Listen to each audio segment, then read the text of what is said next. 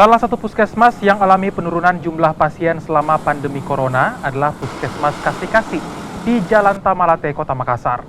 Tak hanya pasien rawat inap yang menurun, tapi juga pasien rawat jalan. Penurunan drastis pasien ini terjadi karena sebagian warga ragu untuk memeriksakan kesehatan mereka.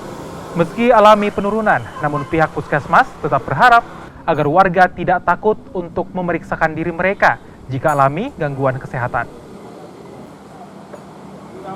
Di awal COVID itu signifikan sekali penurunannya. Tapi 3 bulan terakhir dari Agustus, September, Oktober peningkatannya itu sudah mulai. Jadi pelan-pelan sudah mulai naik.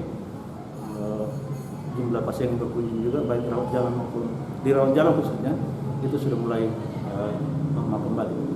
Tapi apakah di awal itu memang kosong atau hanya karena di awal COVID itu kan pasien itu ragu.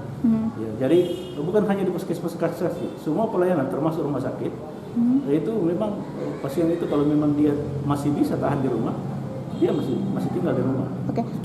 Kita menghimbau kepada masyarakat kita yang ada di wilayah puskesmas Kasih-Kasih